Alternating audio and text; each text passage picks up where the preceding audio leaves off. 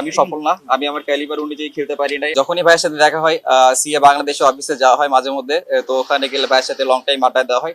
ওইখানে আসলে ক্রিকেটিং বিষয়ে অনেক কিছু নিয়ে তার সাথে কথা বলা হয়। নিজ বিভাগের ওই খেলাটা একটা প্রাউডের। তো আমি নাবিল গ্রুপে থ্যাঙ্কস দিব, তারা ডিরেক্ট সাইনিকে আমাকে সাইন করেছে। আর শান্ত ভাইয়ের সাথে তো সচরাচর খেলা হয়, মুশিবের সাথেও অনেক লাস্ট ম্যাচটা সেই চ্যাম্পিয়ন্স ট্রফিতে খেলা হয়েছে, তারপর খেলা হয় নাই। তো অনেক এক্সপিরিয়েন্স প্লেয়ার এবং লিজেন্ড আমাদের দেশের জন্য। তো আশা করবো তার সাথে তার যে এক্সপিরিয়েন্স আমাদের সাথে শেয়ার করবেন এবং এখান থেকে কিভাবে আরো বেটার ক্রিকেট খেলতে পারি এবং কোন সিচুয়েশনে কি রকম ক্রিকেটিং শট খেলতে হবে এবং ক্রিকেটটা আরো কিভাবে আমরা উপরের দিকে নিয়ে যেতে পারি, এই জিনিসগুলো আসলে তার থেকে শেখার চেষ্টা করবো। আসলে বলবো যে খুব ভালো একটা ক্যাম্প চলতেছে এখন, স্পেশালি ব্যাটিং নিয়ে এরকম ক্যাম্প সচরাচর হয় না। তো খুব ভালো একটা উদ্যোগ বলবো আমি বিসিবির, যে এই ক্যাম্পটা করেছে। আর এখানে স্পেসিফিক কাজ হচ্ছে আমাদের ল্যাকিংস গুলো আছে এবং লাস্ট যে সিরিজ গুলো হয়েছে সেখানে আমরা ইমপ্রুভ করতে পারি এবং সামনে আরো কি রকম সিচুয়েশন আমরা ফেস করতে পারি এবং বলাররা আমাদের নিয়ে কি ধরনের প্ল্যান করতে পারে এবং কোথায় কোথায় ফিল্ডার নিয়ে কোথায় আমরা গ্যাপ খুঁজে পাবো, এই জিনিসগুলো নিয়ে কাজ করা হচ্ছে আর কি। স্পেসিফিক এটা না বলাটাই ভালো আসলে। কোচের সাথে যে ডিসকাশনটা হয়েছে, চেষ্টা করতেছি প্র্যাকটিসে সেটা ওভারকাম করার। আর এখান থেকে আর কিভাবে একটু নিজেকে ডেভেলপ করতে পারি, এটা নিয়ে কথা হয়েছে ওনার সাথে এবং সেটা নিয়ে এগোচ্ছি সামনের দিকে। যুক্তরাষ্ট্রের এক নম্বর জিম চেইন গোল্ড জিম এখন আবারও বাংলাদেশে বসুন্ধরা আবাসিক এলাকা ও বসুন্ধরা সিটি শপিং মলে।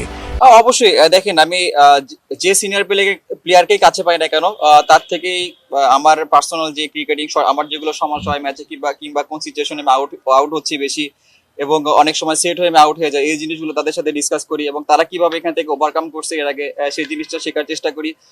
আর আইসিসি ইভেন্ট যেটা বললেন, যে আমি এর আগেও বলেছি যে আমি সফল না, আমি আমার ক্যালিবার অনুযায়ী খেলতে পারি নাই আইসিসি ইভেন্টে। তারপরে এশিয়া কাপে আমি ক্যালিবার অনুযায়ী খেলতে পারি নাই। তো এটা আমার কাছে সত্যি অনেক খারাপ লাগে, যেরকম সিরিজ গুলোতে আমি লাস্ট কয়েকটা সিরিজ যেরকম কনসিস্টেন্ট পারফর্ম করছি। তো আমার চেষ্টা থাকবে যাতে এই কনসিস্টেন্টটা যাতে আইসিসি ইভেন্টে ধরে রাখতে পারি।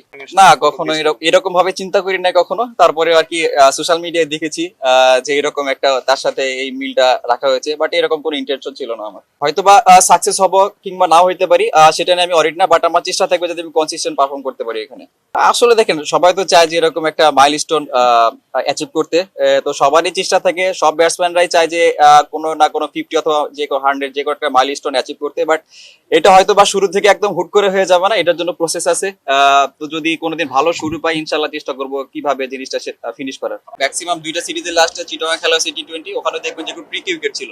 তো আমার কাছে মনে হয় যে এটা অনেক ভালোভাবে কাজে লাগবে আর ওখানে আমাদের দর্শকরা অনেক ভালোভাবে সাপোর্ট দেয় আমাদের। তো আমি আশা করি যে এটা আমাদের অনুপ্রেরণা দেবে ওখানে।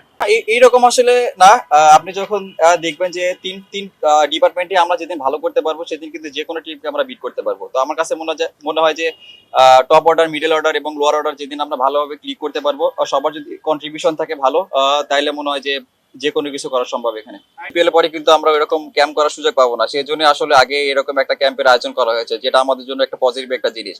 আর আমাদের লাস্ট সিরিজের পরে আমাদের প্রধান কোচ এবং যারা কোচ আছে সবাই কিন্তু আমাদের ব্রিফিং দিয়েছে যে কিভাবে আমরা এখানে প্রিপারেশন নিতে পারি ওয়ার্ল্ড কাপের জন্য এবং এখানে অনেক রকম সিচুয়েশন আসবে।